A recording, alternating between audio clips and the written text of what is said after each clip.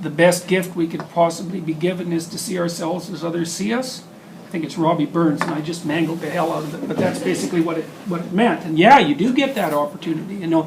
And it's weird, and this is something the positive illusion people never think about either, is that sometimes people think they're better than they are, like objectively, whatever that means, but lots of times the opposite is true. And I think often it's true even more often. It's like people think they're a lot worse than they are. No one's as anxious as me, or as concerned about X, or, you know, as confused about this, or, you know, as socially awkward, or as not funny, or, you know, everybody's got their paranoia about this part of them that's the worst that anyone could possibly be in the entire world, and it's almost never true. You know, other people are a lot more like that than you think, and they're running around trying to hide it madly as well. So that's a good thing. Well, you know, you also allow in some sense, you're allowing yourself out into the light. And you know, you could say in some sense that all of those hypotheses, as you move up and down the hierarchy, you know, you move from trivial trouble to really not good trouble as you bounce. And all of that is an attempt to specify, in some sense, what that room contained. And it's not easy. You know, and it's weird, too, because the room can contain things that alter your past. You know, because maybe you say, well, maybe you're going for a computer science job, maybe you're not, whatever. You know, you go in there and you think you're the top person in your class, and maybe you were, but, you know, the people in there are so far ahead of you that you can't even imagine ever catching up. And, you know, when you come out of there, the manner in which you construe your educational history is going to be radically transformed. So there's a lot of trouble in that room. There's a lot. Well, you roughly have one set of neuropsychophysiological functions for familiar territory and another set for unfamiliar territory. Now, what I would say, this is where this becomes, I think, radically different. The terror management theory. What this hierarchy is doing when it's functioning is shutting off, it's keeping the system that operates in unexplored territory shut off. And you like that. And that's when you're calm. And like you are in here, you know, you're relatively at home here because you assume that you know how to act here. As long as you sit and you ask questions more or less appropriately, and you don't bother people, and you don't talk on your phone and various other things, the probability that you're going to be confronted by an angry primate or some other predator is very, very low. And so you'd say, well, you're normal. You feel like you do normally here. But I would say the only reason you feel that way normally to begin with is because you don't go places where you feel not normal. You stay away from them. And everyone knows what those places are like. The world is divided, just like the Taoists say, into the orderly domain and the chaotic domain. And you need to know how to operate in both, and you need to balance them. And you need to transform one into the other. And that's basically what you're doing when you're interacting with reality. And, you know, one of the things that I will claim, and this will become more important as the course progresses, is that when you're doing something meaningful, you're doing that properly. And the sense of meaning that you have is actually an indication that your psychophysiology is manifesting that you're in the right place at the right time doing the right thing. And it's real. It's not only real, it's like it's the most real thing. It's where potential is transformed into reality. And it's hard to get any more real than that. So that's partly why I'm telling you that these things aren't exactly metaphors. You know, they have to be represented by metaphor in some sense, but the reality that's underlying them isn't, it's not just a story, even though it is a story. It's not just a story. It's a real representation of reality. So, you know, the other thing I kind of outlined here is that when you hit an anomaly, it's sort of the anomaly is the thing from which everything shines forth. You know, when it's still really anomalous, what happens is it manifests itself to you in sort of like a burst of contradictory meanings. And that can be paralyzing. You know, you could be really, really, really excited and really, really, really nervous, which might happen, for example, if you were going to a job interview and you actually wanted the job. It would be even worse if you went to a job interview and like 30% of you wanted the job because, you know, that's the 30% that wants to develop, and another 30% would just as soon fail so that you crawl under your bed at home and stay there with the dust bunnies till you're 40. And another 25% of you is resentful about the fact that you have to go get a stupid job at all. And so then you go in there and it's really, really complicated, because not only is all that potential there, but you're fractured, and those fractures make the whole situation way more complicated and unstable than it would otherwise have to be. So, and that happens to people all the time. People hedge their bets in job interviews all the time because they think, I don't really care. It's like, no, you care. You just want to have a story to tell yourself if you fail. Well, and then if you have that story, well, then probably you're going to fail, because you don't get to do that. You can't go in there at 60% and hope to win. You have to go in there at 100%. Now, that's cool too, because what it implies is just what the clinical psychologists have been telling people for 60 years or 70 years, right? You have to voluntarily face the things that you're afraid of.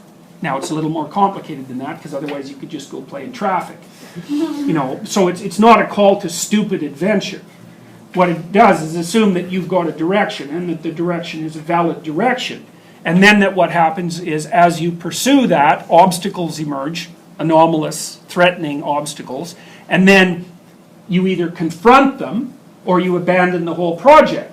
Well, generally speaking, if you chop them into little pieces, then you can confront them and digest them, and then you get stronger because you're doing all this digesting. It's like you're eating the monster of chaos, and that's a classic metaphor for developing wisdom, to ingest. Piaget even uses that, right? Assimilate. It's exactly the same idea as ingesting. Instead of what you're eating is information instead of matter. And so, when the information restructures you, it makes you more informed, and that puts you more in formation. So you encounter the anomaly, and it's a burst of contradictory potential, and so that's exactly how you respond to it. Your body's going everywhere at once, because God only knows what's going to happen, and then as you interact with it, it collapses. You're collapsing it. That's what happens when you take control of the situation, and then you reduce it to a single path where everything's going properly. And you might say, well, you're bending it to your own selfish wills, but that's not right, because if you're let's say you're in an interview and there's 5 or 6 people in there, you can't just bend the damn thing to your will, because you have to interact with those people. And so if you don't do that with, you could be a psychopath and manipulate, but that'll only work for a short period of time. You'll get caught, and then you'll have to move, because that's what psychopaths do. But that's how they keep being psychopaths, they exhaust everyone's trust, and then they have to move. And then they go find some other people who are trustworthy, because they've built up trust capital with other people, and then they, betray them, but they have to keep moving. So it's an unstable solution. So you go in there and you do it properly. Well, what are you doing exactly? I would say that if you're really, really nailing that interview, you're saying, well, here's a future that we could all march together into confidently and happily. That's what you're saying. And I'm the person to do that. Now, you might be saying that on a relatively low scale, like, if I'm your assistant, you're never going to have to worry about me, because I'm always going to be there, And then if maybe you're the CEO, you're going to say, well, this is the way that all of us are going, and here's why, and this is what it's going to look like. And the better you are at that, the more that potential will turn into, it multiplies. That's what happens. If you're good at dealing with it, the potential that's accessible to you multiplies. So, which is really cool, and also how you'd hope it would be, because you'd hope that more potential would manifest itself to people who are more competent. If things worked well, that would be good. Maybe the best way to overcome predators, the spirit of the predator, is to confront it. Well, that's a hell of an idea. Then you might think, well, how deep an idea is that? You confront the predator, you get the gold. Well, this is that you confront infinite possibility and you get the reward. You encounter infinite possibility properly. You derive from it the rewards that it offers. What are the rewards that infinite possibility offers? Who knows? Right? We have no idea. And it's so interesting, because we live at a time in history where that's literally true. Like, I would hesitate to predict anything about 50 years from now. I quit worrying about the future about 20 years ago, because I thought, oh, I get it. No matter what happens, the probability that it's something I predict is 0. So it's like, whatever you're worried about, well, go ahead and worry about it, but something completely different is going to happen, so it's not really all that useful. You should just be ready for whatever comes, because here it comes.